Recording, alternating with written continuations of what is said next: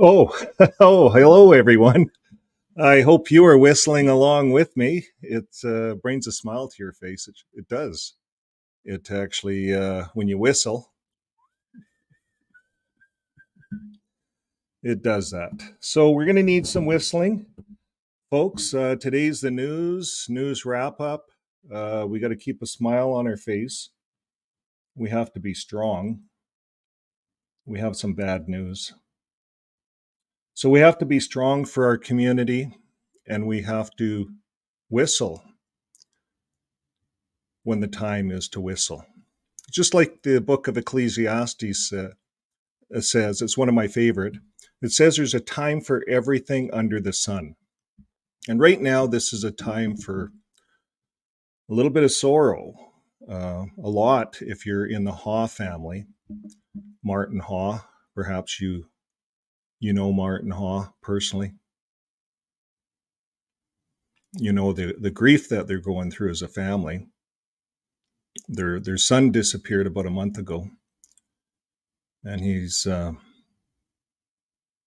think he's was a OCD or something, autistic maybe, autistic. But anyways, it's with a broken heart. This is a posting I'm reading, thanks to Jay on our Discord channel. Thank you, Jay. And this was put together by James, former Two Free. He says, it's with a broken heart that I must say my son, Sam Haw, remains have been identified. His body was found in a wooded field on Tuesday, but only confirmed to be him today. And Michael A. O'Larty is believed to be the killer. My son died of a single gunshot wound. I hope that whomever gave that gun to a felon goes to prison. So if we followed this, that O'Larty was a felon, coerced his son on the computer, on the websites, I guess, chat lines. And he says this ends an almost month-long search for his whereabouts. I want to thank everyone who has helped us. Thanks for all the kind words and prayers. We're planning on having a celebration of us life in a few weeks. So to Martin Haw, we'll just give you a moment of silence.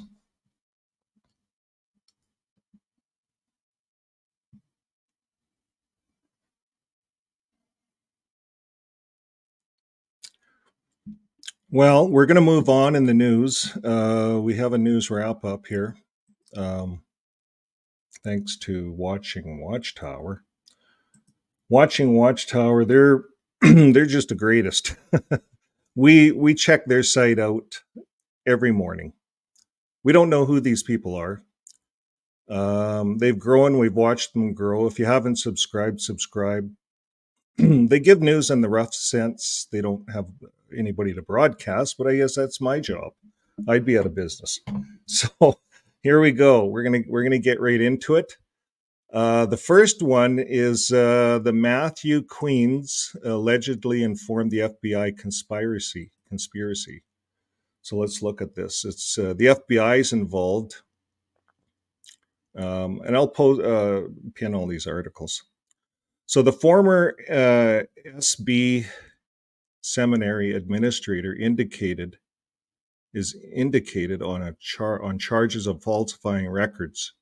So let's look into this. Falsifying records. Sounds like someone we know, if we've been following the Montana case. A little dry in our house here, so. Okay, the federal prosecutors, let's read this. The federal prosecutors indicated a former Southwestern Baptist Theological Seminary administrator on a charge of falsifying records in an attempt to cover up an abuse report. And the most significant development to date in the U.S. Department of Justice probe into Southern Baptist Convention affiliated institutions. So, folks, this is huge. This is huge news to all of us on this side of the fence that are fighting huge religions that are doing cover-ups, falsifying records, going to court. The victims aren't getting paid out. They're saying we have no reason to apologize. These are trillion-dollar organizations, billion-dollar organizations. We're going to look at what they're worth in a bit. That's our next segment, but let's carry on. This is good news. FBI. This is the federal now that's involved. It's no longer a state police or a state investigation. You see, in Pennsylvania, that's a state investigation. The states in the US is all like countries. They're all like little countries with little variances to their rules. What's different here is the FBI is involved. Let's see what happens.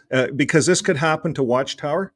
It looks like it could from reading this, but let's read this. So we jump ahead here.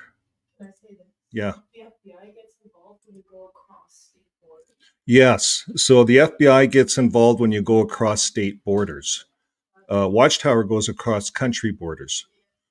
We need a big FBI to do that one. Now, the indictment charges Matt Queen, who currently pastors a North Carolina church and previously served as an interim provost and vice president for academic affairs at Southwestern, with falsifying records, lying about evidence tampering. It was part of an attempt to obstruct an ongoing grand jury investigation, according to the indictment. It sounds like Montana. You see, Montana, all that stuff that's going on, if you've been following the Montana news, is perjury. The latest is perjury. Brother Bro, Gary Bro, perjure. He's perjured in court along with the other guy. I forget his name. And the lawyer Brumley, he's appealed it. We're just waiting. We were actually looking for that news. They were supposed to have went to appeals court on the 23rd, which was yesterday. So that news should come any day. Watching Watchtower is on this stuff like a hot potato. But this is what's happening. It's going big. So he's lying about evidence. This is what Watchtower is doing. They're evading, obstructing justice. Same thing. So when you have to cross borders, the FBI gets involved. What's next here? Former professor charged with obstructing justice by falsifying records. Sounds like Watchtower. Here it is. Let's read this piece. Dame Williams, United States Attorney for the Southern District of New York, and James Smith, the Assistant Director in charge of the New York Field Office of Federal Bureau of Investigation. So this is right out of New York Field, close to Pennsylvania. They announced today the filing of a criminal information charging Matthew Queen with falsification of records in connection with falsified notes. Queen's produced to the FBI related to an ongoing federal investigation. Queen was arraigned on information before the U.S. District Judge earlier today. And the U.S. Attorney said, as alleged, Matthew Queen attempted to interfere with the federal grand jury investigation by creating false notes in an attempt to corroborate his own lies. What does that sound like to us that have been following Montana? The criminal obstruction charge announced today should exemplify the seriousness of attempts by any individual to manipulate or interfere with federal investigation. You can just imagine how he would say that. These guys are pissed. The government is pissed at these religions falsifying records, hiding records. They just, you see, these are crimes, folks. The CSA, this is all CSA, all these religions. So the FBI director charged James Smith said, Matthew Queen, an interim provost, allegedly failed to inform the FBI of a conspiracy to destroy evidence. Does this sound like something, folks? We all seen the video of Watchtower mandating to destroy these records because it can cost them money if these records are attached to any crimes. So here it is, the FBI, a conspiracy to destroy records. You don't think they're looking at Watchtower? They're next. Okay, here's what's going on. Relating to ongoing investigation. So they're going after those that are destroying records in these investigations of what? Sexual misconduct. Sexual misconduct in these churches. The world's sick of this, folks. We're all sick of this. So this is what's happening. So instead, produced falsified notes to the investigators. See, this is what's happening. Watchtower's getting up and saying, "Okay, silence. Just go silent. Don't say anything." You see, elders are getting charged. This is a sad thing. Elders are getting charged for handling of these records. We did a report several months ago. 2 elders were charged. They were old, in their 60s, 70s. And they didn't have to go to jail, but they had to, I think, clean up the highways or something. They had to put time in, community service. Yeah, they weren't going out in service. They're cleaning ditches. It's unfair. 60, 70-year-olds out there cleaning ditches in yellow coveralls. I feel sorry for the elders. The ones that are humble. The ones that want to be elders and want to lord it over those. This could be what's coming. So here it is, Queens. So this is all about sexual misconduct, falsifying records and hiding them and changing them. So Queen's alleged actions deliberately violated a court order and delayed justice for the sexual abuse victims. You see, we have all these victims that are getting old. They're dying. The victims are dying, and they're living a hell of a life of hell. They can't afford therapy. We have them on our channels. That's why we're doing these channels. And we're going to be advocating more to the governments about this. This has to start here in Canada all over. Now, we look at Australia, they were the first. They started. New Zealand, asking for apologies, asking for the religions to get involved. Watchtower says no. Yeah, they had to sue. It's back and forth, back and forth. This is all coming to an end, folks. Finally.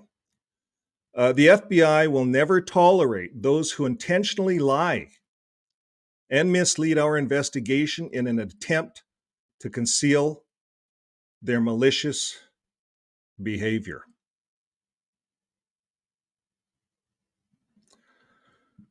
Why, Watchtower? Watchtower, they're coming for you. They're coming for you at the headquarters. Now you see the Tracy K-Cart Camellia. We're going to be following this to the end. This is a groundbreaking case, and we have to believe that the FBI is behind some of this. Well, we see that how they're getting involved right now. They're tired. The governments are tired of this. We're going to talk about that on our next segment. Okay, we're going to move on. We're going to move into New Zealand news. What's going on in New Zealand? Well, I should probably say hi to a few of you guys. We just got right into it.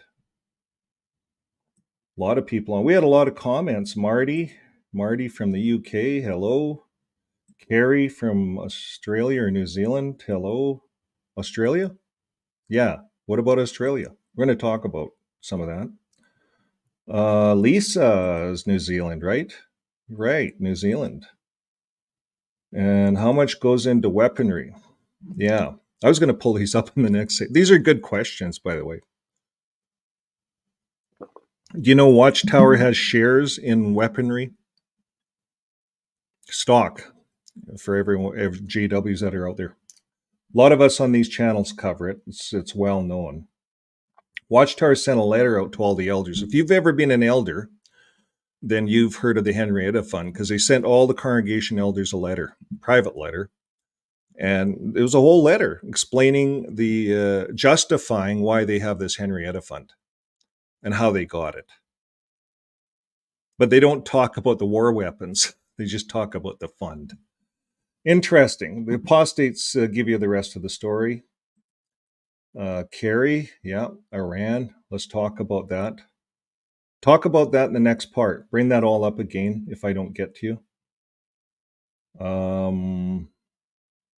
Lisa, you guys, good discussions I noticed in the comments. Excellent. The dude.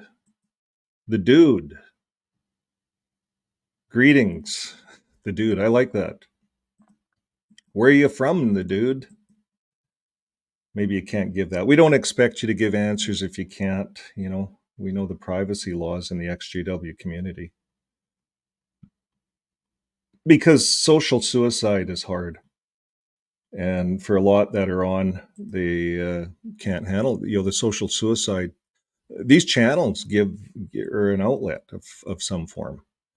And we appreciate that. Rick Fearon's on. I notice I want to talk a little bit about Apostate Coalition. There's a new show coming on. I've already looked. There's 9 episodes coming up, and it's featuring MJ and Ryan. And they're going to be breaking down that whole L and Elion and that stuff that I was trying to get into. Well, they've researched it. These guys are students of the Bible. I'm going to enjoy it. If you don't know who they are, it's a Apostate Coalition. I don't have it up, but anybody in the comments would let you know. Okay, we're going to move on. Oh, we want to say hi to Marmy. Hello, Marmy. Marmy is a YouTube member. Thank you for joining. Devin, hello. Rebecca. Hello, Rebecca. And Keith Silver. Yeah, they will persecute you. They will persecute you because of my name. Don't mention my name.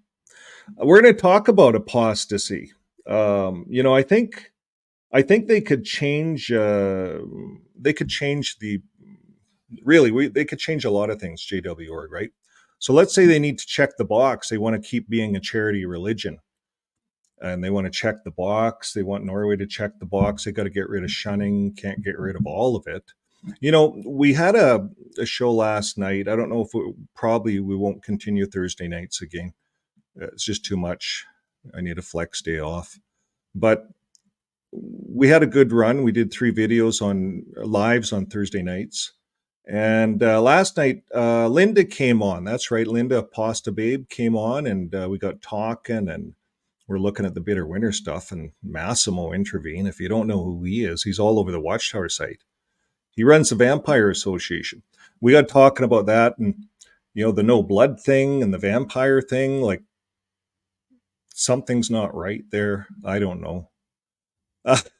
But anyways, you can get down on the Bible. Actually says put to death apostates in Deuteronomy, and it also says and there's a lot of religions all over the earth that agree with that. Like if you're in a Sikh type religion, if you leave, it's a death penalty. So I don't know if they're charities though. You see, you can't be a charity and have a death penalty for leaving, can you? Because you see, we're fighting on our side of the fence that leaving, just leaving, you see, it turns us into apostates. When you just leave, walk away, and you're just carrying on your normal life, and your kids phone you every once in a while. You might meet, once or twice a year, family barbecue or something. Nothing wrong with that. But when they start stopping that, and they get into your life, you can't walk away from the religion. It turns us into apostates, where we say enough is enough. We're just going to speak out. We got to change the rules in these countries. And that's what the Royal Commission is doing. That's what they did. They started in 2015. Since the beginning of the inquiry, the Royal Commission has heard from hundreds of survivors across the motto, the country. Our final report is due on the 26th of June. So that's coming up, folks, the 26th of June. That's their final report. You see, this is not over. This is all just starting in the world. We're thanking Australia. Anybody that's from Australia, feel proud. You guys got the governing body member up on the stand, the only time they're ever going to do that again. And you got him to lie. Well, you didn't get him to lie. You just asked a bunch of questions, and he lied through his teeth. He made a fool of the organization. Like, that was the best thing in the world, and that's why it's all over the internet. It's being used all over the world to this very day. They haven't, and then they go and try to make it look like, well, we're not really inspired anyways. That's their latest talk. We're not really inspired. They're not inspired. I guess we belong to a cult. You see, that's the only thing, right? If you're not inspired, then you say, well, but we're the only channel to God and everyone else is evil. It's a cult. Cult. So that's hard for some to recognize. But now we're on the healing stage. We all know that. There's survivors that are dying, haven't gotten paid from Watchtower. So that has to change. FBI wants to change that in US. Royal Commission wants to change that in Australia. Our final report is out. We're aware that survivors may still want to share their experience. And that's so important. That's the first steps of healing, is sharing your experience. And while the Royal Commission is no longer able to hear survivors' experiences, people who have been abused can contact the Survivor Experiences Service. It's called the SES. And what else is it saying here? They aim to provide a safe, supportive, and confidential place for survivors to share their experiences to support the healing. The service provides fully accessible short-term support to help people share their experiences before and during and after. I'm sure that's what it says. And after sessions, with referrals to other support services where needed. And the service has been running since July of 2023. You see, folks, this is brand new. So when a whole country, and this is a Commonwealth country, what I like about what's happening, and you and I are part of this, folks, all you guys online, all your comments are important. People come through and comb us ExJWs because we're such a minority. They want to know what's going on with us, with our little communities. What my good wife and I recognized probably a year ago is that our little community needs a lot of help. There's a lot of people that need support. And so that's why this summer we're going across Canada, and our slogan is going to be ExJW Friends. That's it. We're just advertising ExJW Friends and fixing my faith, of course. ExJW Friends, because that's what we are. We're friends. You see, religion can do what religion wants to do. And our fight with religion is with the governments. We're going to talk about that in a bit. The governments are controlling it. In fact, the governments are somewhat in bed with religion. We're going to talk about that. I think it's changing. It is changing. And we can see it's changing.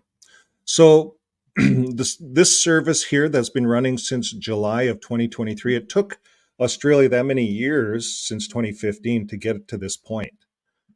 And I don't think there's any victims getting paid out by Watchtower yet.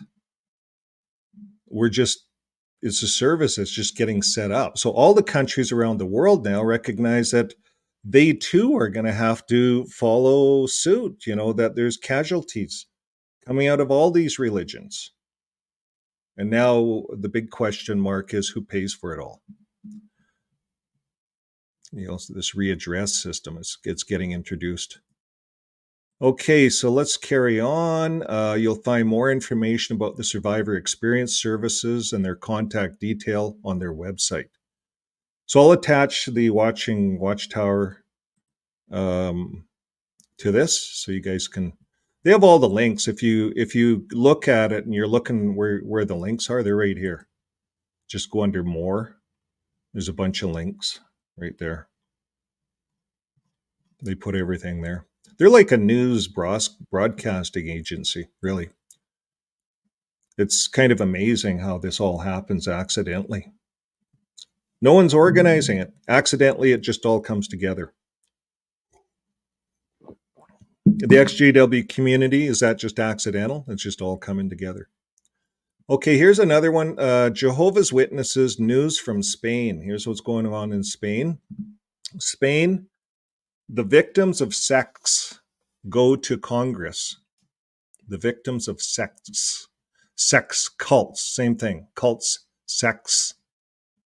Here's the quotation, they generate serious social damage. I'm going to repeat that. These sects. You see, in Spain, they recognized Jehovah's Witnesses. It went to court. Watchtower fought it, lost. The judge said, no, you can call them a sect. Cult, sect.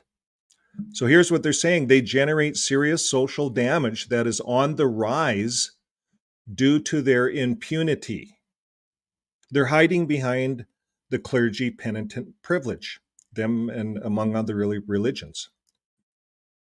The Network for the Prevention of Sectarianism and Abuse of Weakness, they call it RED UNE, met this Tuesday with PSOE to modify the penal code and classify coercive persuasion. You see, folks, what's happening is the governments are making new rules, new laws, are modifying their laws so that they can get through. You see, the religions think that you can't touch me. I'm religious freedom. You can't touch me. I'm religious freedom. So they're making laws, let's say under child welfare, that these religions can't check the box. They cannot stay a charity. You see, if you're a religion and you can cost a child, an infant's death because of your religious doctrine, let's say a child is in the hospital and needs a blood transfusion, something goes wrong, and instantly it's going to die. Jehovah's Witness parents watch their kids die. They sacrifice their children at the altar of the governing body in New York. It's idol worship. The Bible does not support it. Jesus supports. You see, the Jews believe in the same thing, the blood, and they take a blood transfusion if they're going to die. Jehovah's Witnesses are the only ones that say death over life.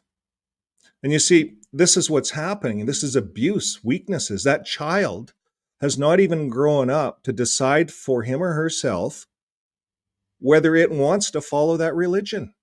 Is it fair to take that child's life away? It's very simple. This is a very simple argument for all of us. So, not only that, they're looking at coercive persuasion. So these religions are asking for donations from the people. They're sucking the people dry. We're going to look at how rich these religions are. And what are they doing? They're just getting richer. You see, the governments are having to set up all kinds of institutions for looking after the homeless, hostels for people, to care for people, because the religions aren't doing it. Watchtower doesn't do it. No one's looking after the homeless. There's a few religions that have some soup kitchens and hostels and stuff like that. But this isn't the thing of the future. This is not. See, religions are buying up more property, building studios, movie studios, the Mormons alike. They're buying into investments. They're growing their business. The Catholic Church has a lot of investments. So the governments have to treat these religions as businesses. And what are these businesses doing? Well, they're using coercive persuasion. That's a new one. Let's see what else happens. What else does it say? More tools to fight against sects. That is the main objective that the members of the Network for Prevention of Sectarianism and Abuse of Weakness are trying to achieve, who meet this Tuesday they're going to meet and promote modifications of the penal code. And what are they seeking to do? They are seeking to, the penal code. They seek to classify coercive persuasion and plan to return to the Congress of Deputies in the near future with more than 300,000 signatures from citizens requesting this change. See, the churches are just sucking too much money out of the people. The sects, these are the cults that they're going after. And this country passed Jehovah's Witnesses in court as a sect. So they're naming them. The idea of this association is to return to the Congress the number of deputies before the summer to present more than 300,000 signatures they have gathered to modify the legislation. And that's how we're doing it in Canada here. We have a petition. In this, all of our videos, if you just scroll down a bit, you'll see Canadian petition. if you're Canadian, please sign our petition. We're simply against what I just spoke of. Child abuse. Watching your child die. It's not necessary. Among other things, shunning children, especially. Shunning's okay, to an extent, but it's systemic shunning, institutional shunning. That's wrong. Shunning's a personal decision. Now, here's what's going on. They will work side by side with the Interior Commission in Spain and with, is that it? That's it. Let's see if there's anything else. Yeah, there's more in the article links below. I'm not going to get into it. But that's what's going on in Spain. The National Court has rejected that the state has to pay compensation between 8.7 and 26 million euros to 20 victims of a pyramid scheme that affected more than 1,300 people throughout Spain, hundreds of them belonging to what? It named Jehovah's Witnesses. Holy smokes. I didn't pre-read this, so this caught me off guard. I'm going to back up. I don't want to miss any of this. Justice knocks down the claims to the state for the pyramid scam of Pastor of Jehovah. Wow. This is like breaking news. I'm going to put it up on big screen. You guys got to see this. The National Court has rejected that the state has to pay compensation between 8.7 and 26.3 million euros to 20 victims of a pyramid scheme that affected more than 1,300 people throughout Spain, hundreds of them belonging to Jehovah's Witnesses.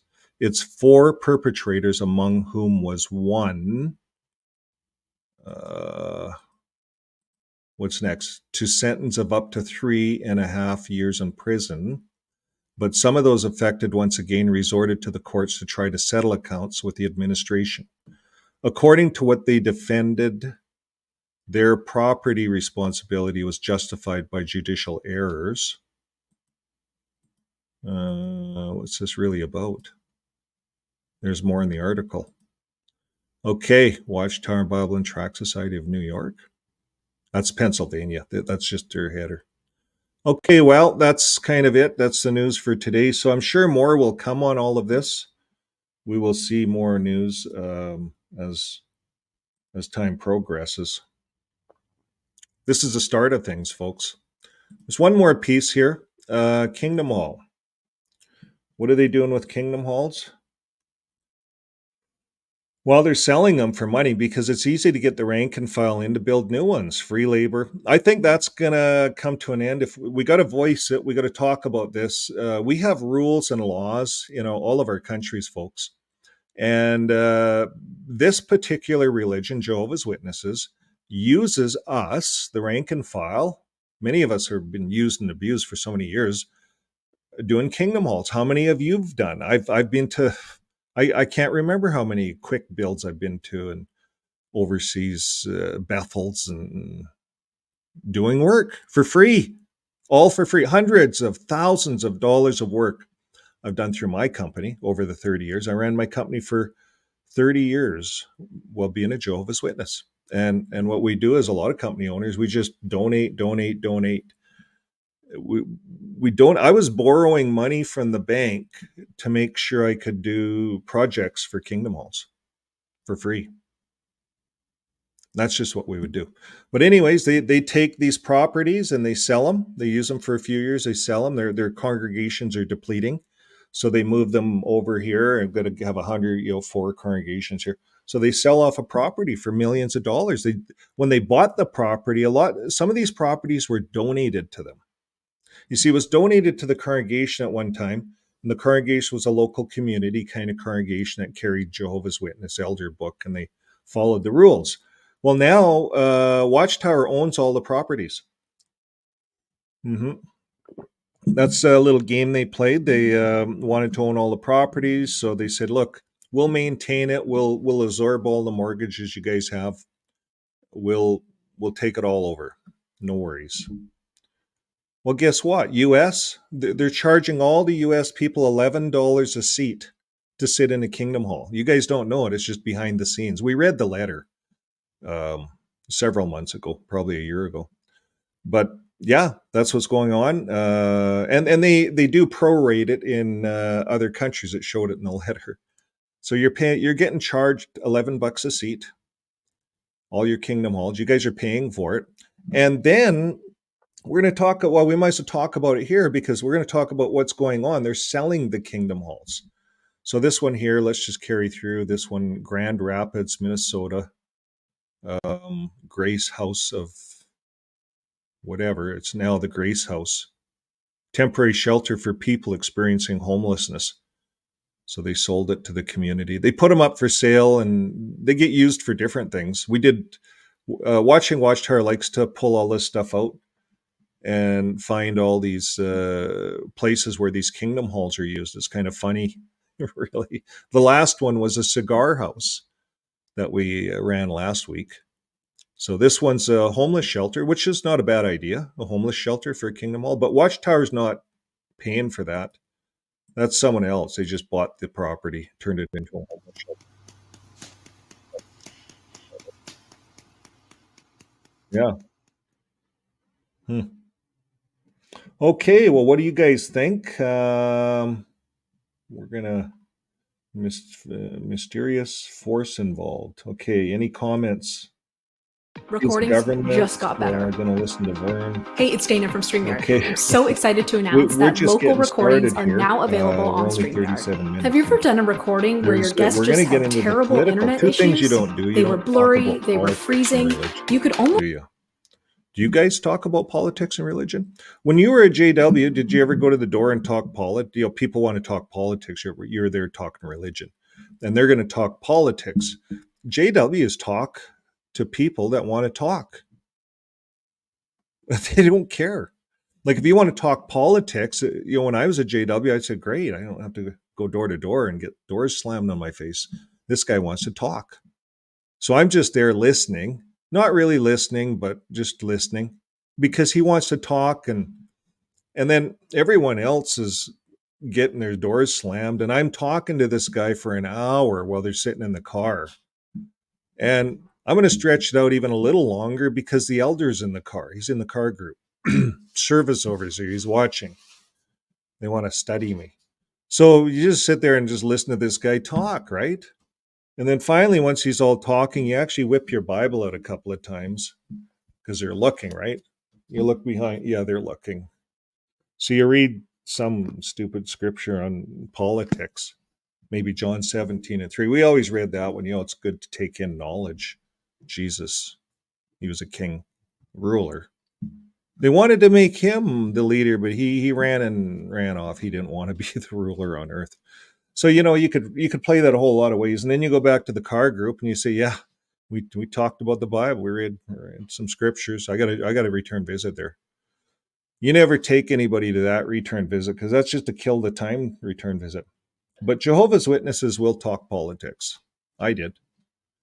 Okay, we're going to move on. I'm realizing maybe I was not the best Jehovah's Witness.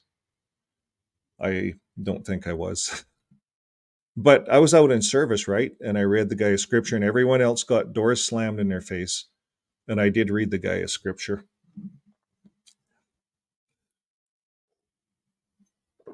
Okay, now, did you guys see the commercial? Everyone see the commercial? I put it up on a trailer. I like to put trailers up.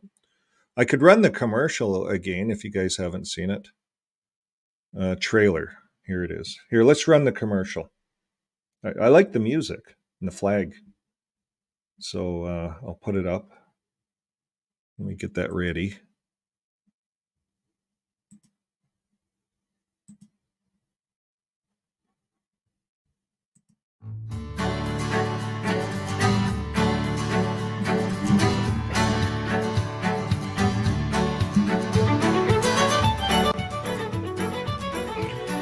Fellow Americans and Canadians, you guys are included too. Fellow North Americans. Okay, you guys are included too. Okay, fellow, the big continent of North America. Okay, well, today we have a special segment. We're going to be talking about what would you do or if you had the power, if you had the presidents here. Maybe you were the president, if you wanted to be that, or the prime minister if you're in Canada. Well, we know that today our prime ministers and presidents all are very religious people. We're going to talk about that today. We're going to talk about religion and politics, two things that you don't want to talk about, religion and politics. Join us for the newscast. This is a special segment, and I think you're really going to enjoy it. We're going to get into some shocking things about how much money is going into religion, and that religion does contribute. We'll talk about that too, in all fairness. So join us today for the news and this extra segment on what would it take to pull our nations together. What would you do if you had the power? We'll see you there.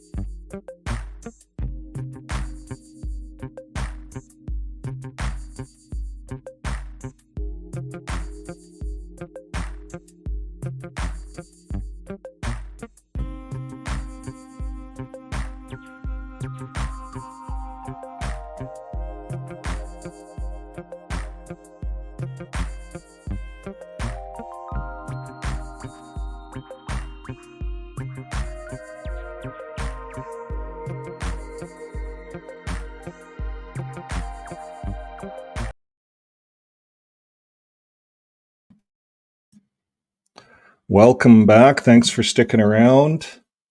These long shows, they get a little bit long sometimes talking, but I have always enjoyed talking, so that's why I pioneered. I didn't pioneer for the glory.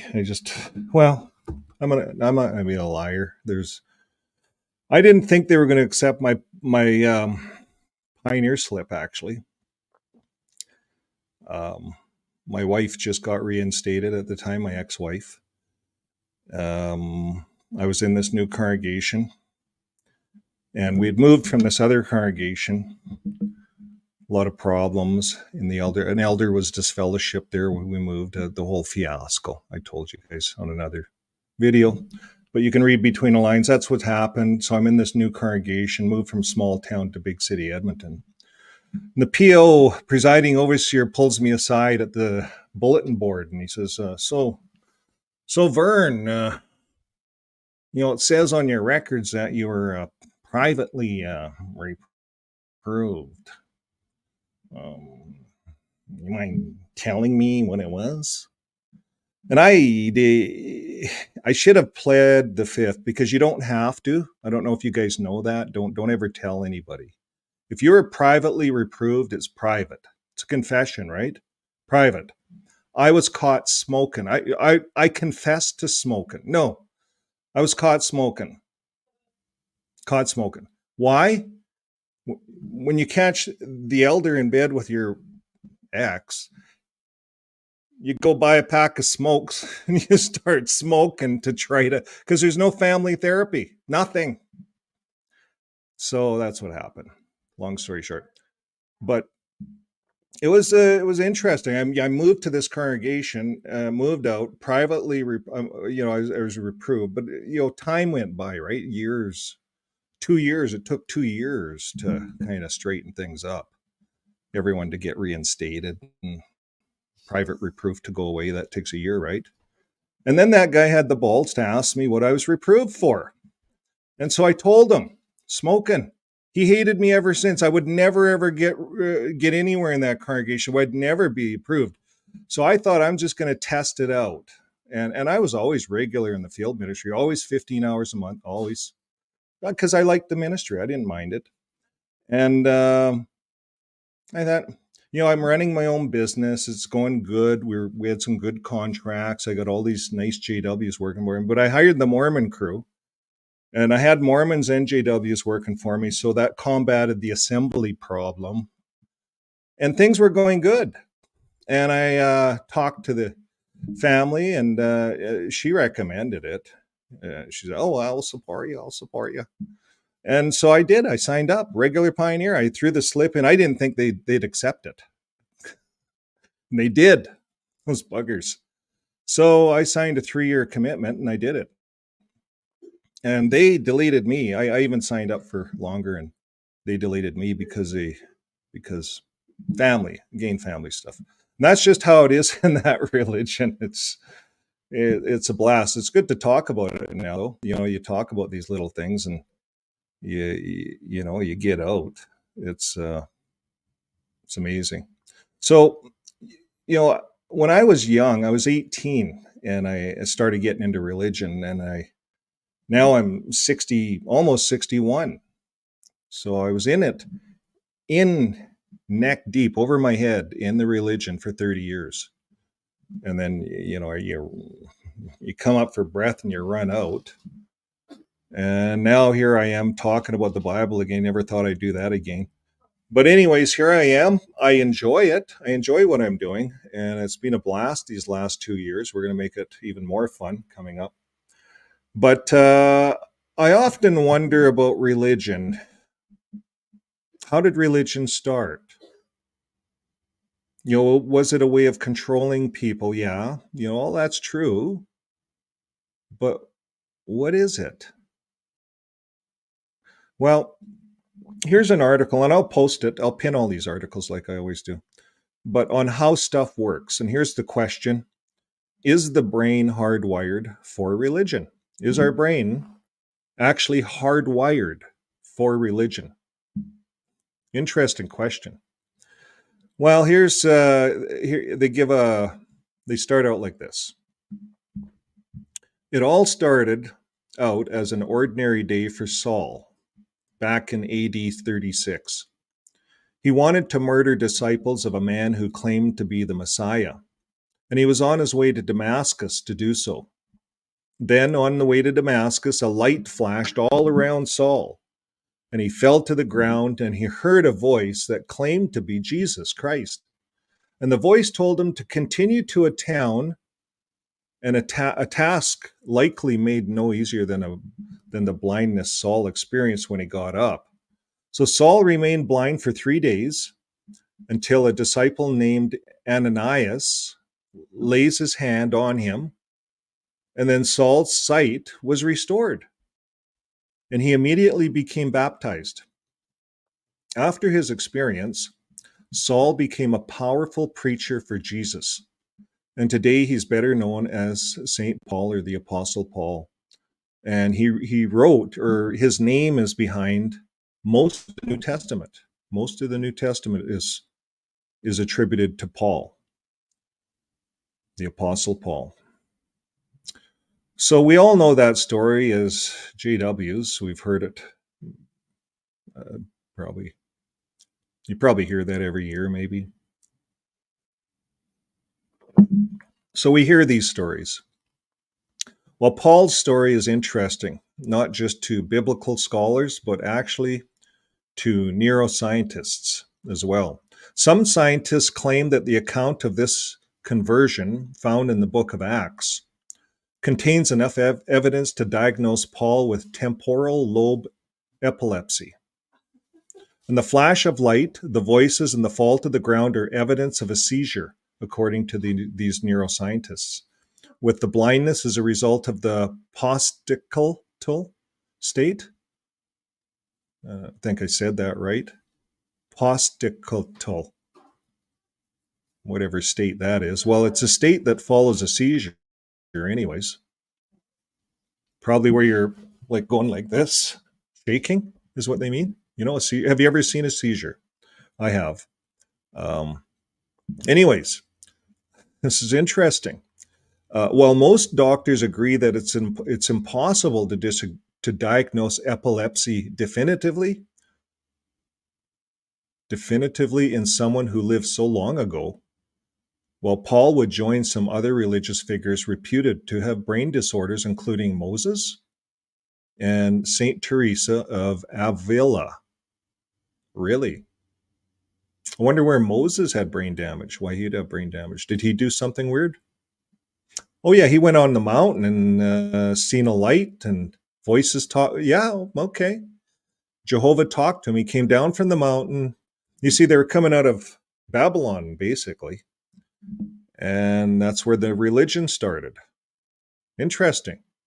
Okay, well, the link between epilepsy and the Lord doesn't end with that list, though. In one study, researchers examined how certain words affected those with epilepsy compared to those without. Now, if you guys want to see the words, you can see them. Some people read along, but then you'll know if I'm reading it wrong. Okay, well, anyways, the words were divided into 3 groups: neural words like table, erotic words. Let me see if I can make this bigger for you. So they did a test, a study, and with those with epilepsy compared to those without. Okay, so the words were divided into 3 groups. So words like table, and then they had erotic words like sex, and religious words such as God.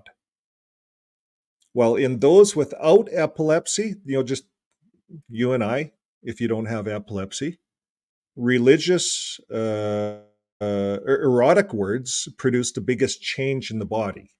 So for those of us, erotic words produces our chemicals to change, right? But not for epilepsy. It's the religious words for epilepsy, like God. So the people with epilepsy, the religious words created the biggest emotional effect.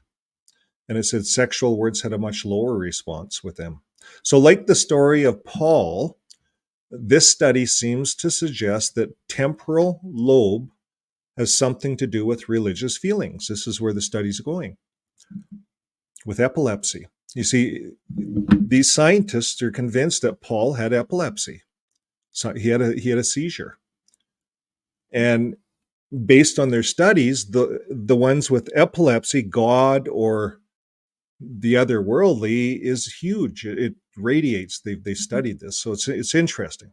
So it says these examples represent the intersection of science and religion, a field currently known as Nerotheology. We see as Jehovah's Witnesses, we all are familiar with the word theology. So this is Nerotheology, brain theology. This is brand new kind of research. The goal of Nerotheology is to determine what's happening in the brain during a religious experience. Obviously, the field can be a bit controversial, and those with deep spiritual beliefs about the connections between a person and his or her maker aren't thrilled about reducing religion to something happening in the brain. But the work of the scientists does seem to show that there's some connections with our gray matters and our prayer matters. That's interesting. Our gray matters and our prayer matters. So is nirvana all in our noggin? Are we simply responding to brain firings when we drag ourselves out of bed on Sunday morning? Well, read on to find out what God might be doing inside your brain. Well, the brain during a religious experience. So I read this. I'm going to pin the article. My mustache is tickling my nose. Enough to trim it.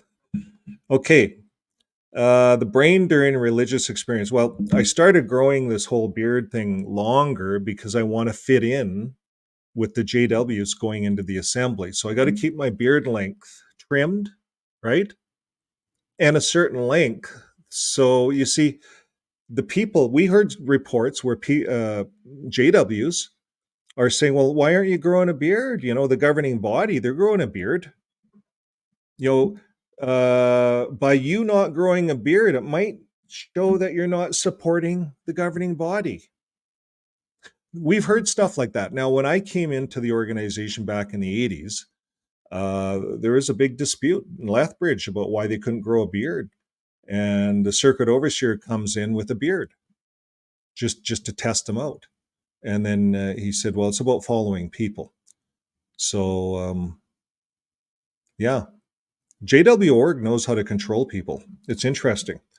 And then they justified, well, we don't grow a beard because we don't want to follow people. That's why we're clean shaven. Now they're doing it opposite.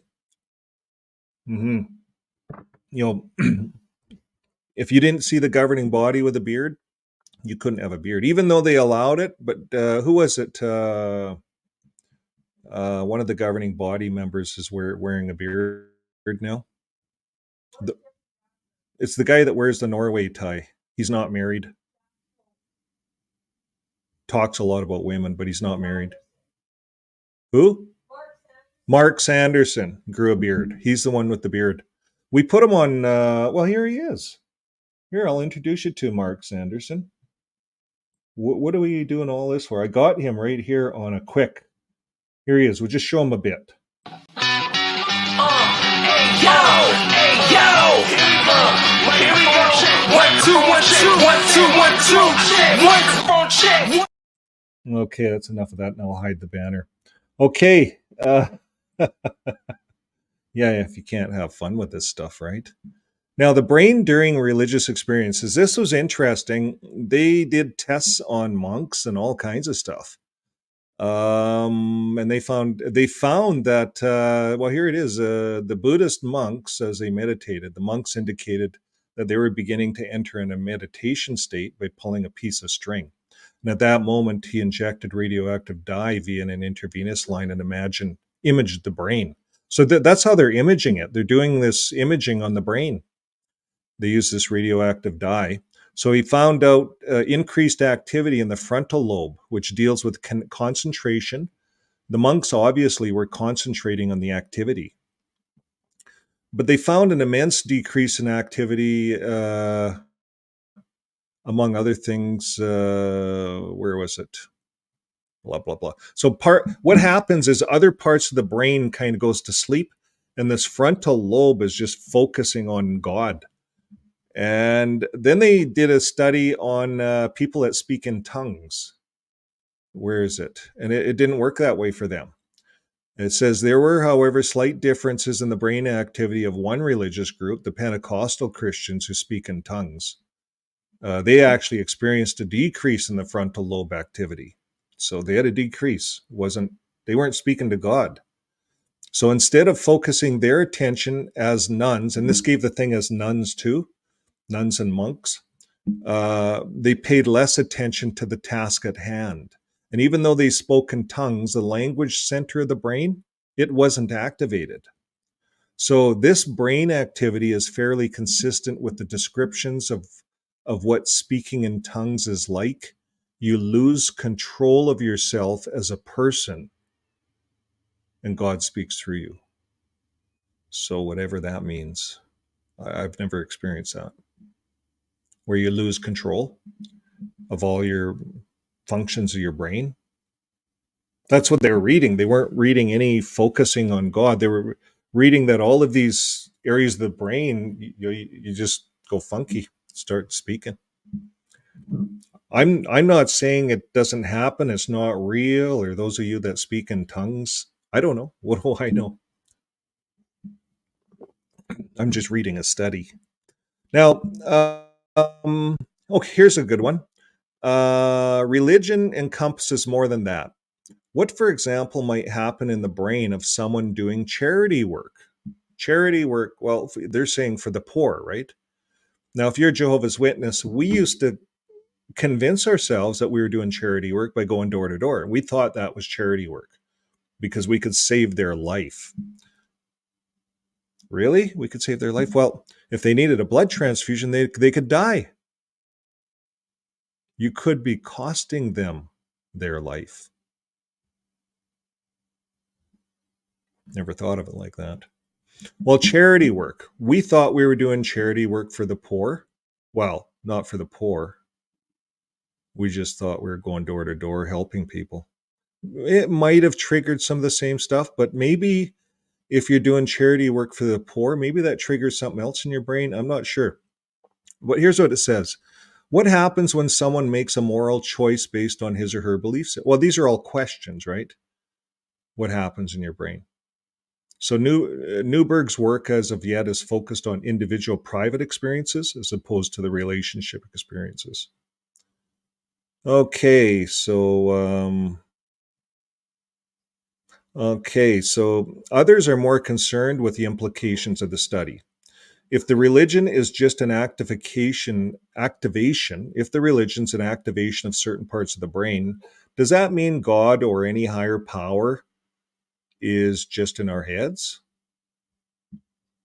Well, that's not necessarily what scientists are trying to prove or disprove. After all, if we are wired to believe in God, then it's not a fair leap to believe that God is the one who wired humans that way. You know, when you think of it. So, yeah, maybe there is a God. And we're wired to believe in God. You know, the animals don't believe in God, right? They're not wired to believe in God. At least I don't think. I got a pretty good talking relationship with my animals, but they're only at about grade 2. Okay, others are more concerned. So yeah, maybe there is a God. You know, maybe science is proving that there's a God, right? You know, it's not a far leap to believe that God is the one who wired humans that way. So, but if we have this structure, is there any way to tinker with it so we can have this mystical experience all the time? You know, that the monks have this frontal lobe. Well, they're working on it. They have what they call a God helmet. Okay, so I don't know if I'm going to read all of this, but they have a God helmet. You know, there's a whole section here. Do we need a God helmet, right? You know, so can you do something to have this experience? You know, like the monks have, where your frontal lobe just lights up and they're connected to something, God, right? As we learn more of what happens in the brain during a religious experience, it is possible that we'll is it possible that we'll ever be able to create them in ourselves? Could we flip a switch and see the face of God? No more meditation, praying, or fasting. So they've gathered a lot of attention for this work in the God helmet, they call it, they name it, because it induces a person to feel the presence of God. So as an ex-JW out there, or if you're a JW out there, or a religious person, can you explain what it feels like to feel the presence of God? It's a good question, right? So the God helmet includes electrodes that they use to alter the electromagnetic field in your temporal lobes. I don't know. I think it's in the front. Or temporal. It's in temporal, something like that. Now, they claim that they can create a religious experience for anyone by disrupting the brain with regular electric pulses. So it's interesting. So the sensed presence could be anything from God to demons. And when told what the experiment involved, about 80% of God helmet wearers reported sensing something nearby. Wow. Interesting. I don't know if I don't think I'd let them experiment on me. Will it work for everyone? He says they reported a slight dizziness, twitching in the legs after some time in the God helmet.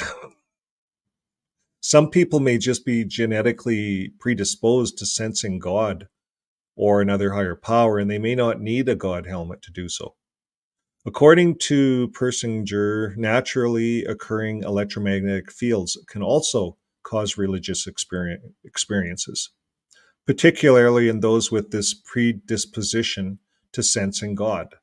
For example, powerful meteor showers were occurring when Joseph Smith, the founder of the Church of the Latter-day Saints, was visited by the angel Moroni. And here's the next one, folks. And when Charles Taze Russell formed the Jehovah's Witnesses. Did you know that? A powerful meteor strike showers were occurring when Joseph Smith and Russell formed their churches. That's new for me. I didn't read that part. So, okay, is there any advantage to being genetically open to God? Scientists are trying to discern if there is an evolutionary reason for why our brains are so receptive to religious experiences. Religion might be a side effect of the developing brain, and our brain needs ways to explain the world around us, so they may have created a belief system that could serve as kind of a default place to turn in case of questions. Interesting. So religion could serve that purpose to early man with its somewhat supernatural stories to explain cause and effect. But now, religion is an expensive trait to carry forward, right? And this is what we're talking about moving forward, folks. Religion is an expensive trait to carry forward. So can we be religious and not go to church? Yes, we can. Now, it involves time and sacrifice. They're getting into religion. This is why religion's expensive, they're saying. It involves time and sacrifice. And then think of all those buildings out there that Watchtower is selling, and many other churches are too, that it costs money to heat them, air conditioning them, to build them. It costs money. So all that time going out in service in the ministry as a Jehovah's Witness, all the gas that's polluting the atmosphere from the vehicles that we leave running in the winter and in the summer to run the air conditioning. That's what it was like when I was a JW. So, and then all that time that's sacrificed. And then they even talk about fasting, right? And it goes on to say, and now there are scientific methods to explain the world. Shouldn't religion die by now? Good question, right? Good question. What's the answer? Well, atheists may, of course, say yes. But as one anthropologist points out, even some atheists cross their fingers when a plane experiences turbulence. So if you're an atheist out there, let us know. If you're in the comments, just let us know that you cross your fingers when you're in turbulence. What's everyone else doing? Well, the JWs are saying a silent prayer. I don't know. I just took the ride. I flew lots. I didn't really. You know what I used to do? I used to visualize landing. So you take off, I'd visualize landing. If I could visualize landing, it's a safe flight. If I couldn't, if there's a lot of chaotic there, I'd have to miss that flight for some reason. My life's too chaotic. I don't know. Everyone's different. Everyone has their own little opinion on that. But atheists might cross their fingers when they're in turbulence. You see, crossing your fingers means that you're kind of religious, right? No? Yes? Superstitious, anyways. And that's religious. I think most atheists are religious. Let us know in the comments. Now, this may indicate that our brain will always seek out some sort of transcendental's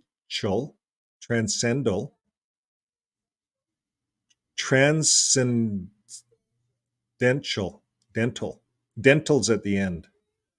Transcendental. That's a weird word, eh?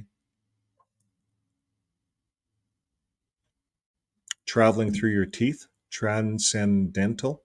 Dental's in there. You're transcending. Yeah. Okay. Well, our brains will always seek out some sort of transcendental hope or otherworldly protection, even if it's not called God. That's interesting. And some evolutionary biologists argue that there are important individual and collective benefits to a mind hardwired for religion. Individually, people who believe that someone bigger than themselves is watching them may make better choices in terms of their evolutionary fitness. They may be less likely to drink or engage in other dangerous behaviors if they feel something or someone higher than them may disapprove. But the real benefit may come down to the facet of Darwinism that doesn't get much attention anymore, survival of the entire group. So we did a video, my itchy mustache. We did a video several months ago about beliefs. Are we hardwired for beliefs? And I couldn't find it again, but it was this group of kids, little kids, and they had them in this playroom. There's coloring books and all kinds of stuff. And the teacher comes in, or the moderator or whatever comes in, and they have hidden cameras and say, yeah, we're just going to be gone and there's a big clock, and we're going to be gone for a half hour. And they got hidden cameras in there, and they're watching them from another room. And the kids just went wild. Like, they just went wild after a while, right? 30 minutes is a long time to these kids. They started out coloring and stuff. But then the teacher, they did another experiment, another group of kids, right? Not the same kids, another group of kids. They had cameras up. And they said to the kids, hey, there's cameras up. We're watching you. We're going to go to the staff room for a half hour. There's coloring books and stuff. Just have fun. And the kids were really good. They colored, they talked. It was a different group of kids because of the cameras, right? Someone's watching you. And they kept looking at the cameras and, stuff like that. So it goes to show that if we know that someone's watching us, we tend to act better. Now, if you go to China is one of the biggest atheist countries on earth. And I don't know if I'm saying that correctly, if they are religious, but I don't know them to be religious. And what I read is that they have cameras everywhere, facial recognition, everything. And you're in a data bank, and everyone knows they're being watched everywhere, and you get points. And if you're a good citizen in society, you can use the subway. Like, you get points that way. You lose out on privileges, and that's how they're making a better society. So in China, the people behind the cameras are God. You see, it's an atheist country. That's God. The country, the leader is God. They're all about pleasing the leader, God, who's behind the camera. So we come to North America, it's not that way at all. We're going to look at some studies. Let's carry on. Let's finish this one paragraph. One study evaluated the success of various communes, and this is interesting, in the 19th century America. And the communes with a secular ideology were 4 times as likely to disband in any given year. So let's say a commune, I don't know, there are lots of communes, what did we have? We had a truckers commune going across Canada, truckers. I haven't heard of it since. They were religious too, giving religious talks, parking in front of the Parliament in Canada. But anyways, communes, right? So, but they come and go. But in the religious communes, such as a modern day kibbutz in Israel. Now, does anybody know what a kibbutz is? A kibbutz is like a Hutterite colony, Amish colony, a Hutterite colony, a kibbutz. So you walk in with your shirt on your back. You can't do that in Hutterite colonies, by the way. Outsiders can't come in. But in Israel, you can. If you're an outsider, let's say young people backpack across Israel, and they get involved with the kibbutz. They stay there for a while. They walk in with whatever they have on, and they pitch in. They help out. They get fed. They get looked after. They'll get their clothes washed, sewed up, whatever. It's like a Hutterite colony. They really work well, but you can walk into those ones, right? So it says those subject to the strongest religious rules have been shown to be the most altruistic and cooperative of a bunch. So, to the governments, they're very cooperative, very good people, very law-abiding people. And, they have their church meetings. The Hutterites meet every day at 5:00 for church. They have a half hour of church. And then on Sunday, they have like 2 hours of church. So in tests that examine an individual's generosity, when the entire group is at stake, those living in these types of communities of faith are more likely to pool resources, which promotes the survival of the collective. And religion, in that sense, is a way for people to work together to have an interest in the entire group's survival due to the shared beliefs. So that's kind of what it's like being a Jehovah's Witness, being a Mormon, being maybe a Seventh-day Adventist. There's a close-knit group, and you work together. And even in the Jehovah's Witness group, if a family's having trouble, in all honesty, no one's going to see anybody starve. They're going to pitch in and help out and try to help them to get assistance. It's not that the Watchtower has any funding. Let's not confuse this with Watchtower. They don't do charity like this.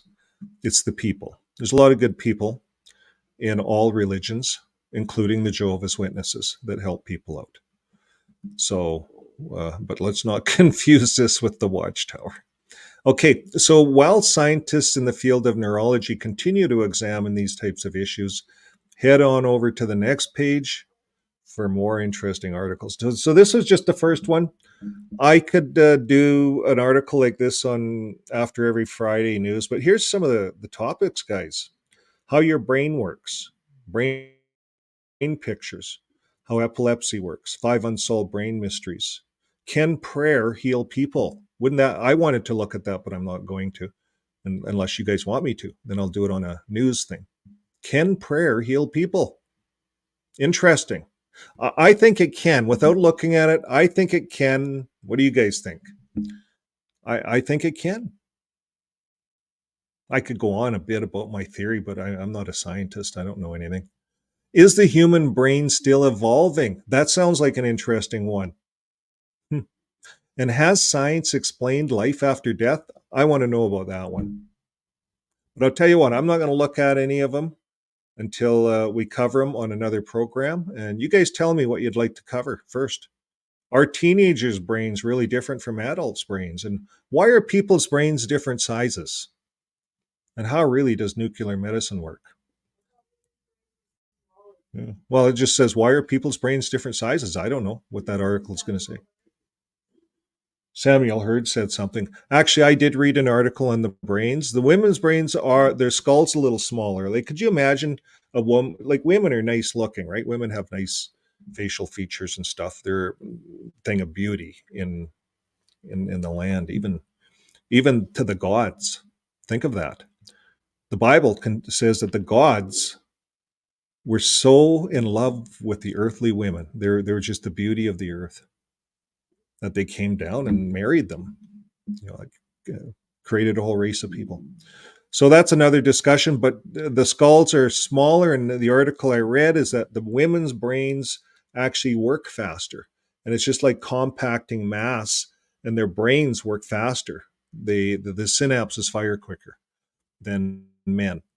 So you'll find that once you get a woman talking, have fun. Just listen. They can talk. Anyways, I must have a little bit of a woman's brain. I seem to talk too much. Okay, wealth and religion. This is what we're going to get into. This opened my eyes. I thought, what's going on? Who has all the money in religion? Well, can't be Jehovah's Witnesses, because they don't go to school. They don't believe in higher education. No one makes enough money. And sure enough, I was looking at income distribution by religious groups. JWs are the poorest, up against historical Black Protestants. They're 53%. JWs are 48% right here. Less than $30,000 income. That's how this chart reads. Yeah, poor JWs. So here it is, JWs 48%. They don't even hit a number. They don't have a number for the 100,000 or more. 4%, they're saying. It didn't even show on the chart. They're the lowest to make over 100,000 a year, the JWs. They're lower than the historical Black Protestants. They have more people, double the amount of people in their population ratio that make over $100,000 a year. Mormons making $100,000 a year is nothing to a Mormon. 20% of the Mormons make $100,000 or more a year. Nothing to a Mormon. An Orthodox Christian, 29% of them make over $100,000 a year, more than Mormons. Orthodox Christians. They know how to make money. Oh, here it is. The Jewish, 44% of the Jewish make over 100,000 a year. 44%. They're the lowest in the poor section. The Jehovah's Witnesses want to be like a Jew, but they're in the poor section, they're the highest almost. I found that chart interesting. Okay, so now that you know that, who's worth all the money? Does anybody in the comments know what Jehovah's Witnesses are worth? Hello to Japan. Kadashi. Yes, hello. Yeah, they're in love with earthly women. Because earthly men. Yes. Okay, they are. List of wealthiest religious organizations. The Mormons, Church of Latter-day Saints, $236 billion. I think the Catholics, if you combine all the Catholics together, they're worth more. But you see, the Catholics are split up into little sections. So we have the Swami Temple is worth $35 billion. The Catholic Church in Germany is $26 billion. Muhammadiyah is $26 billion. Catholic Church in France, $23 billion. Catholic Church in Australia is $20 billion. Seventh-day Adventist Church, $15 billion. I didn't know it was that big. Church of England, $11 billion. Church of Sweden, $11 billion. Trinity Church, $6 billion. Opus Dei, part of the Catholic Church, $2 billion. Scientology even hits the chart. They have $2 billion. How come Jehovah's Witnesses aren't on that chart? I think it's because they're not transparent, but what I could find is they have Jehovah's Witnesses have this is 2001 Newsday. They showed that Watchtower was New York's 40th richest corporation. That's a way back. That's 23 years ago, with revenues exceeding 950 million. Now, 23 years ago, Watchtower didn't own all the property all over the world. You see, Watchtower recently had all the congregations sign all their property over to Watchtower. So if Watchtower owns all the property, then they do all the maintenance. Then they pay for the maintenance. There's no more mortgage payments. It's all paid out. Watchtower owns everything. So I think there has to be an evaluation on Watchtower now, and that's going to put them in the billions.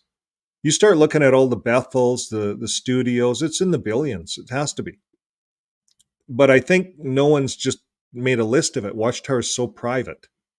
They won't give anything out. So I couldn't find anything. If you guys have anything on Watchtower, like here's one, donations, JW Facts. They're saying over $2.7 billion worth of Watchtower property has been found listed for sale on online real estate websites between 2004 and 2020. So Watchtower has a lot of property if they're selling off 2.7 billion of it. So it'd be interesting to see what Watchtower is worth. I couldn't get a number, and there was no list. So we're going to move on. We're going to move on to the next one. Ricky, Bobby, Eric. What does Eric say? The Watchtower Society put up for sale 3 properties, including its headquarters, with an estimated value of 850 million to 1 billion. Yeah.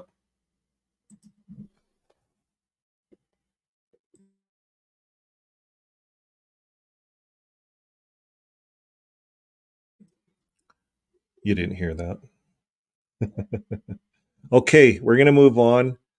In God We Trust. Is politics mixed up into religion? Any answers? Any answers? United States dollar, that's the world.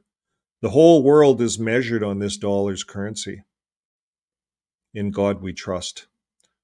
So it sounds like it from the money, right? And the coins, that it's very religious. So this is some Pew Research that we're going to look at. The First Amendment to the U.S. Constitution says that the country shall have no official religion, and Americans have been debating where to draw the line between religion and government since the country's founding.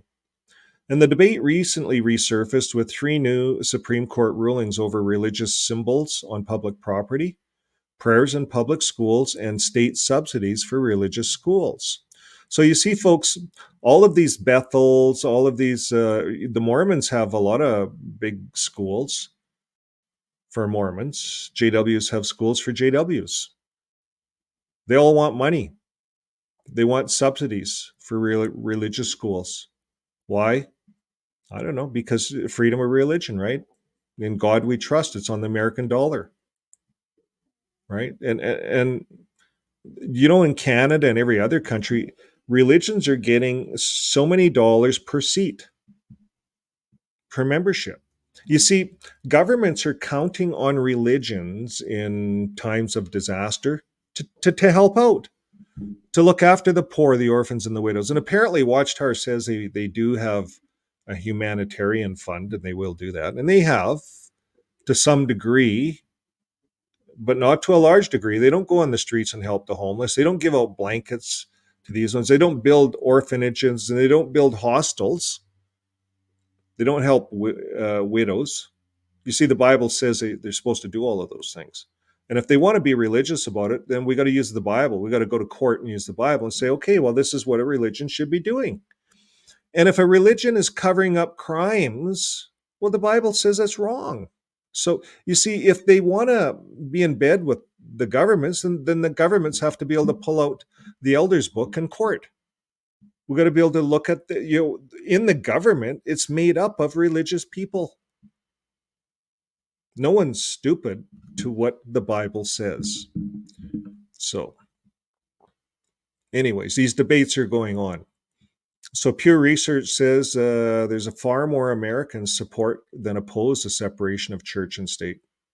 So far more Americans support than oppose separation. They support separation. Far more of them. They want a division.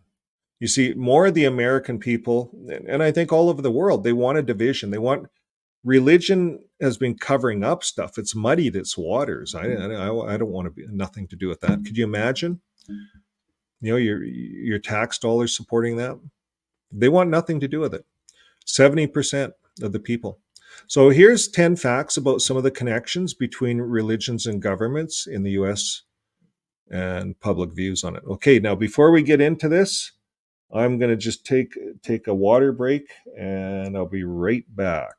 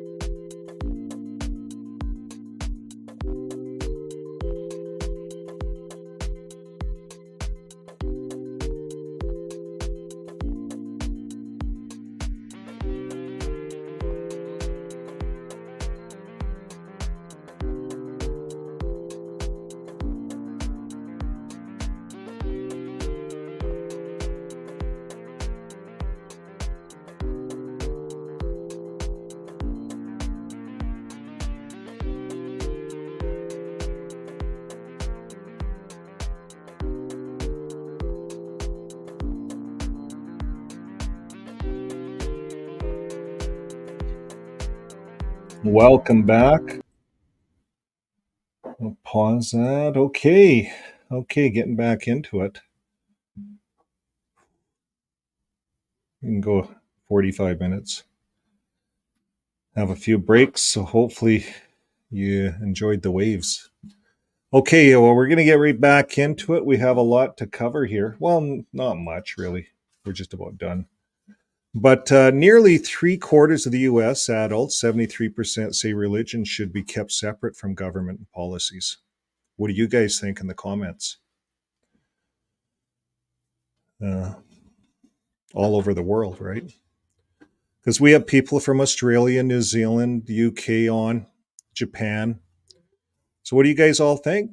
73% Pew Research says they think it should be separate. Okay, the Johnson Amendment limits political activity by religious organizations, and almost 70% want churches and other houses of worship to stay out of politics. So I can't do this then if I'm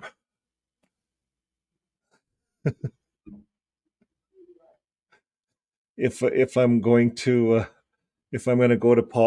go into politics in Canada here. Let's make Canada great again. I can't do that, right? US, they seem to do that sometimes. They're trying to. Well, if you have $59.99, you can buy one. You can buy one of those Bibles. But let's carry on here. Johnson Amendment says that they're not allowed to mix it, right?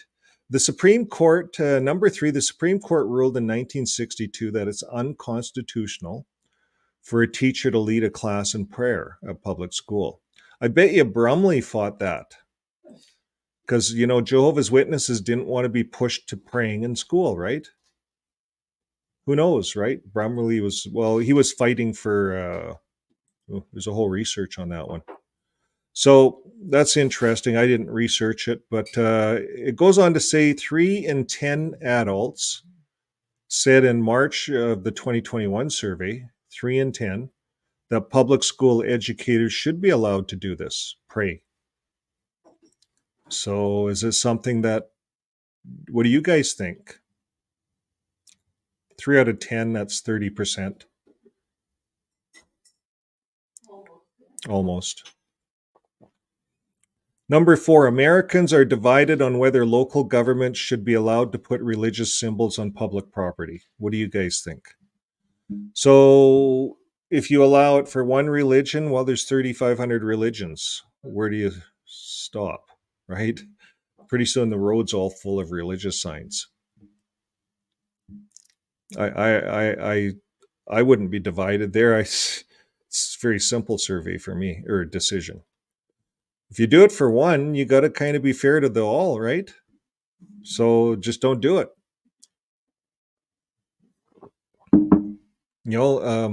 Having religious signs in front of the Parliament building, along the highway, I don't know. Like they can have signs on their property, a church property or whatever, but they were taking advantage of their tax-free. Do you see what's going on here, folks? The religions are tax-free, right? So they want free signage on people's fences all over the place to advertise their churches. And they go with this whole freedom of religion thing. So people are sick of it. But they're divided on it. Okay, why? Well, we're going to cover that. Number 5, while the U.S. Constitution does not mention God, nearly all state constitutions reference either God or the divine.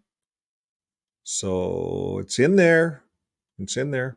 It's not supposed to be in there, but it's in there.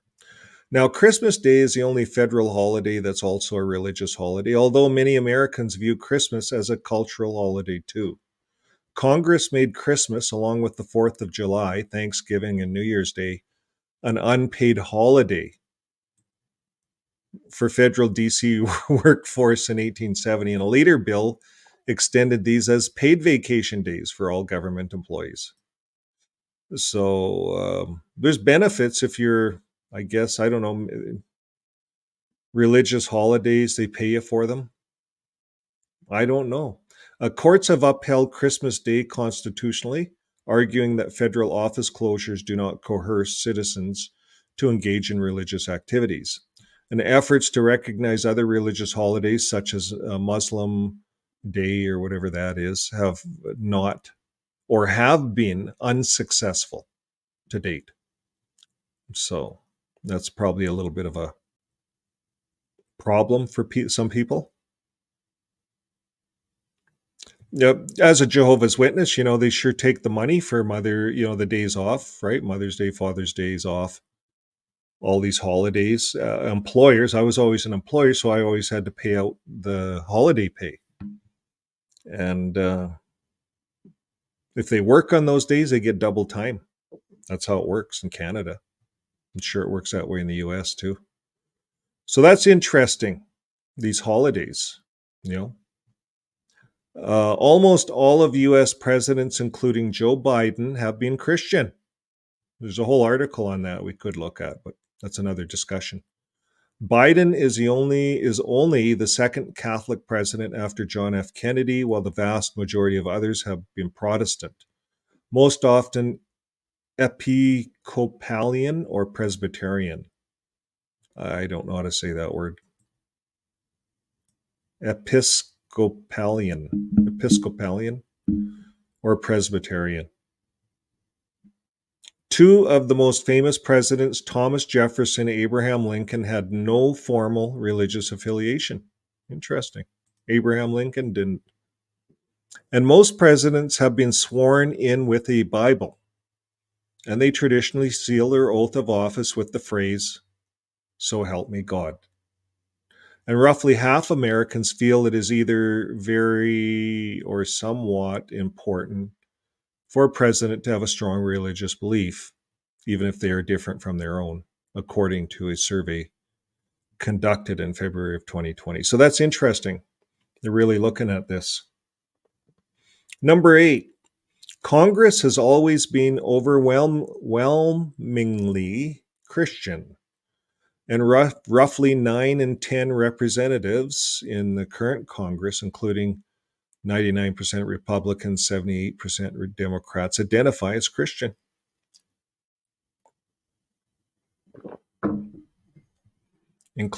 So 99% of the Republicans identify as Christian. There's more Christians in the Republicans then, right, than in the Democrats. So that's a lot of Christian going on there in the US. Very religious, right? So that's why, people are religious. They have to believe. They're wired to believe. Got to believe in something, right? So they're religious. And that's not a bad thing. I'm not saying that with a bad thing. This is just a research paper. Now, number 9, the Constitution guarantees that religion can never be a requirement for holding public office. But most Americans don't know this. So you don't need to know what John 17:3 says. I don't think Trump knows what that is. And do you know what Matthew 24:14 says? Like JWs can recite all this stuff. We sound smart, but it's just repetition. We just did it all our lives. Those 3 or 4 scriptures, and that's all you use. And people at the door think, wow, they really know their stuff. Wow, I better study with them. You see, that's how it works. People get sucked in, right? Now, the Constitution guarantees that religion can never be a requirement for holding public office. So you don't have to learn the Bible. Now, number 10, Americans are divided on the extent to which the country's laws should reflect Bible teachings. So Americans are divided. Yeah, this is what's going on, but it looks like the governments are prosecuting religions for their crimes. If there's a crime like a break and enter at the church or at the Kingdom Hall, they're calling the government, they're calling the police, right? They're reporting the crime. So why wouldn't the Kingdom Hall, when they have a crime happen, take they got the brother in the back room, whatever, they determine that there's a crime, pedophile or something, going on, but they call the legal department. Why do they do that? There's a crime. You pull the brother in the back room, and okay, you get him, get 2 brothers in here, hold his arms. We're going to call the police. Hold his arms, duct tape him. Use duct tape. Maybe duct tape would be the the proper tool to keep him there. It's a crime. You said it in front of all. You might as well get the police in there and just solve the whole thing, and then you're done. I don't think it's that easy, but it's a crime. But Americans, they're divided right now on this, and it's happening though. Are we gonna keep tolerating all of the abuse that's coming out of some of these religions? For sure. And if it's happening in all of them, well, then each each case has to be prosecuted and victims have to be looked after. And so this is what's happening. This is what's going on. That's it. That's the 10 things. Now, what else do I have here? The most generous church givers are the women. And baby boomers give $613 more each year than people under 40. And people who regularly attend church, they give on an average of $1,700 or more a year. They give more than those that just attend once a month. Now, churchgoers, 35 to 44, they're among the most enthusiastic about their gifts. 34% report on doing so anyways, and 39% of e-givers over the internet, they contribute weekly. So probably the same is true in jw.org. People are giving weekly. And 62% of the religious households give charity compared to 46% of unaffiliated households. So church givers do give more charity. And so Linda brought up a good point last night on our live that church religion, it's not a bad thing. It all isn't a bad thing. We've just went through a bad experience in one religion. Now, in Canada here, we're losing approximately $2.6 billion a year in taxes to religion. While in the U.S., they're losing over $71 billion a year by not taxing religion. And parsonage, this is one, parsonage exemption. Do you guys know what parsonage is? Parsonage is when they look after people, house them. So it's costing the nation over $1.2 billion. So you think of all the Bethels that are looking after people, they're getting money. They're getting parsonage. They have a parsonage exemption. Watchtower knows all this. And in Europe, they're building senior homes now. In Europe, it's supposed to be done 2027. They're building that. We ran that on an article. Now, in 2018, a University of Tampa study found U.S. budget was denied $83.5 billion in lost tax revenue from tax-exempt religious organizations. And that's an increase of over $12 billion in 6 years, or a rate of over $2 billion per year. And by 2024, 6 years after the 2018 estimate, religion will have added over $445 billion to the national debt. Why is religion costing the country's money? Are they putting that back into the country? It's a good question. We'll do more research on it. I found one article. I don't want to talk about really relate it because I didn't research it. But I found these numbers on a couple of articles.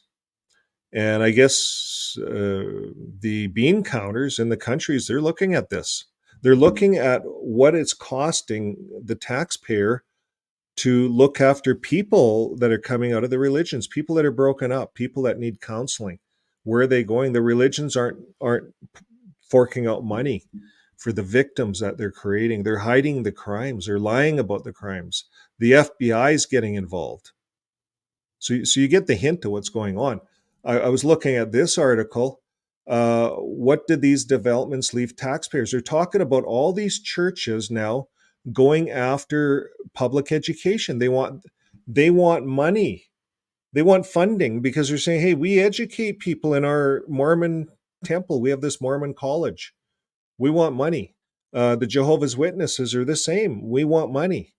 We have these colleges. We have these elders schools. We have these Gilead schools, you see. We have education centers. And they want money. So there's all kinds of money. If you're a Holocaust religion, that all the religions are to an extent, they're out getting money. They have their hands out. There's lots of money that religions are tapping into. And they're not putting anything back into the community. There's no hostels for homeless. We don't see religions on the street helping the homeless people. and coming up with programs. Do you see any of that in your community? Let me know in the comments. Sometimes I'm out in the country, I don't see everything, but other than Bon Jovi's Soup Kitchen, here's a rock singer.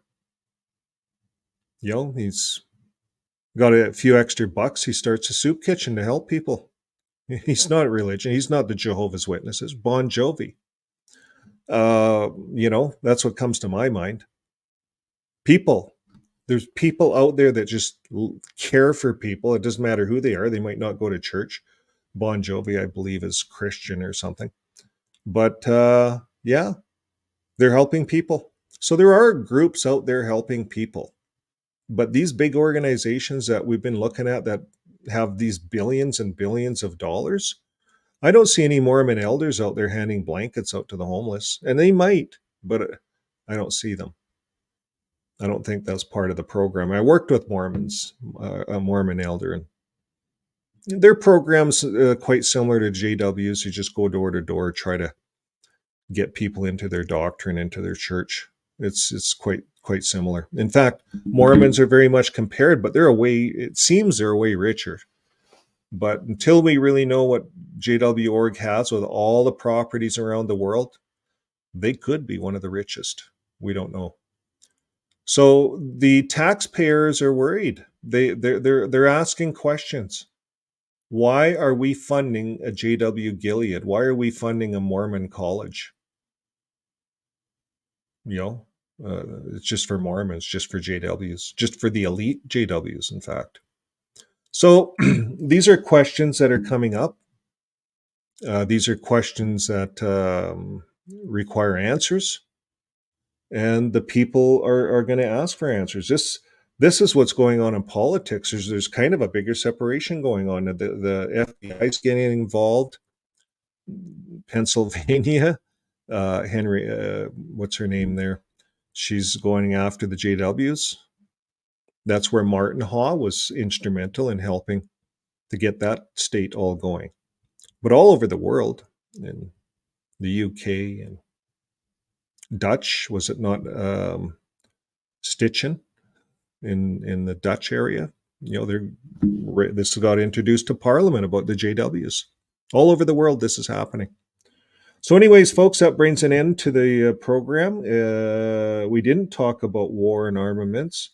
If I had the power to be to influence governments or something, I would start looking at where our tax dollar is going and how it's funding religions and what's fair, and all of these tax breaks. And there's billions, folks, billions that these religions are raking in, and then they say, don't touch us, you can't touch us, you can't look into us, you can't examine us if we covered stuff up. That's our business. Well, the FBI is saying no. Montana, Susan Waters, she says, no, it's not happening. So people are standing up, and it's good. So, folks, we'll keep you posted on any of the latest news. And maybe next week we'll cover another one of those brain articles after the news. So, if you come on, we're doing the news, you can listen till the news is done, and then we get into a kind of an interest article and see where it takes us. Okay, folks, well, until next time we see you, keep living your day with love. Bye for now.